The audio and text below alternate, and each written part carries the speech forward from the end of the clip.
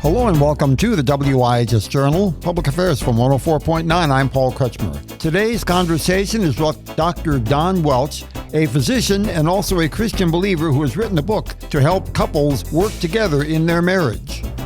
This is Dr. Don Welch, licensed marriage and family therapist, representing a new book, The Responsive Marriage, Finding the Path Out of Reactivity. I have a website at WelchTherapyInstitute.com, WelchTherapyInstitute.com in San Diego. My name is spelled with a C. Welch is like Welch's grape juice, and that's who I am. Thank you. How long have you been working on that book then, sir? Well, I've been working on the book, Paul, for probably 8 years, plus an entire group of materials for the local church for marriages. And I have an assessment tool that measures involuntary reactions in couples. That seems to be the number one issue for most couples, and it measures that. We provide a 150-page handbook, plus 50 pages of analyses, and also this book that is about 350 pages that really goes into details on how to have a responsive marriage rather than a reactive marriage. So it's been quite some time we've worked on this. Okay. Who would you anticipate would be using that? Would that be practitioners or would it be the general public? Paul, that's a good question. It's actually created for people who are dating or that they are engaged or planning for marriage, and those who have been married 1 year or 1 week, all up to 50 years. It's meant for marriages.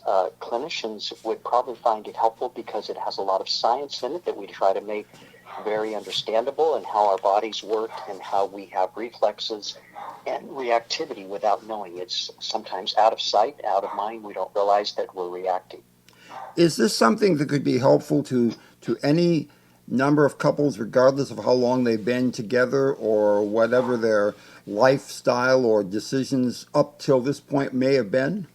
It's filled with biblical and scientifically verified materials. So it does have the Bible included and showing how to have a godly relationship. I don't think I've ever lost my voice like this when I'm speaking, but I am right now. But it's coming back to me, Paul, so thank you.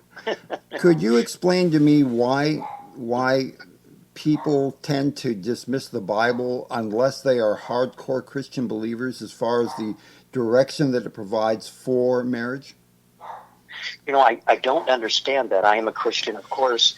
I don't understand why people actually decide not to actually read it. Because even the 10 Commandments that talk about basic honesty, basic respect, love your neighbor as you love yourself, honor your father and mother, that's the 5th principle that says, and you'll have long life. There's scientific, non-Christian scientific research that clearly suggests when there's a good relationship between someone and their parent, and that's not always possible, that what can happen is that they can have long life, and that's in the Bible. So I don't quite understand that, why people are not open to the Bible, because science, and this book is fraught with Bible and science. Science oftentimes declares what the Bible already declares. So, for example, in Philippians 4 that says, be anxious for nothing, but in everything in prayer and supplication with thanksgiving. We may know that verse, and then it says, and he will guard your heart and mind in Christ Jesus. And it's interesting how God put heart first, because we feel things oftentimes before we think them, and science is clear on this. I've been teaching it for decades, and science will tell you that we oftentimes feel something before we think it, and that's true science. An example of that is if one of us were to touch, not planning to, but touch a hot stove, our hand would reflex immediately before our brain knows it's hot. Now, most people would say, no, I know it's hot immediately, but there is a split second where your hand reflexes before you know that it's hot. And that's the same way with reactivity in a relationship. Oftentimes we'll say something and go, oh my, why did I say that? Or we'll behave in a certain way, react in a certain way before. And that's what the Bible was saying. St. Paul, while he was in prison and writing to the church at Philippi, he said, be anxious for nothing in Philippians 4. And then it says, he will guard your heart, Jesus, God, will guard your heart and mind in Christ Jesus. God could have inverted those. He could have said mind first. But science clearly says this is true. It is true that we feel something oftentimes before we think it. That's not always the case, but science is very supportive of the Bible.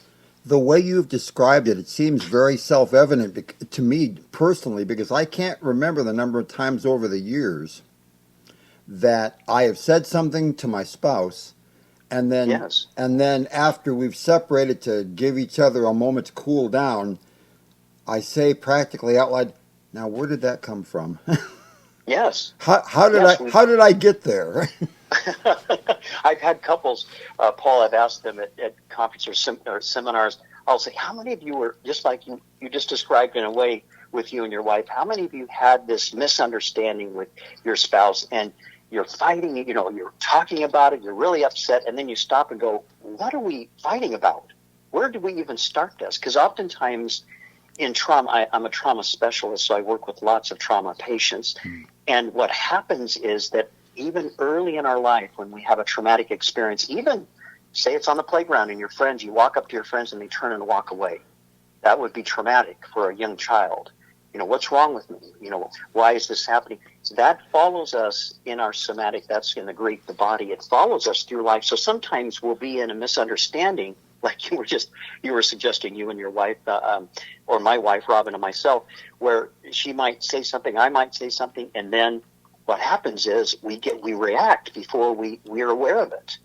And that's what Paul was saying in the New Testament. And science declares that. In fact, one of the pioneers of the scientific revolution really was a person who actually said that we feel sorry because we cry, angry because we strike, afraid because we tremble. That was 1890 by William James.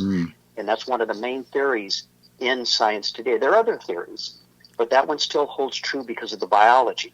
So here we have science really declaring the Bible as speaking truth. Would you say that as a couple reads this, that they will shake their head from time to time and say, "Yeah, boy, that really feels familiar"? Well, I hope so. I try to define that because if I can say it this way, Paul, that I define reactivity as involuntary, uncontrolled, relationship impeding behaviors that originate from the feeling part of our brain known as the limbic system. And because they originate from the feeling part of the brain rather than the thinking part, they are largely outside of our conscious awareness. So when people are reading the book, Paul, what I'm hoping they will do is look at reactivity because it can be so insidious. We often are not even aware we are, say, rolling our eyes, sighing in exasperation, turning away from our spouse, or acting in other ways that tend to create distance. So we try to work on ways where a couple can manage this in a better way and maybe even get some help related to how to be more responsive than reactive.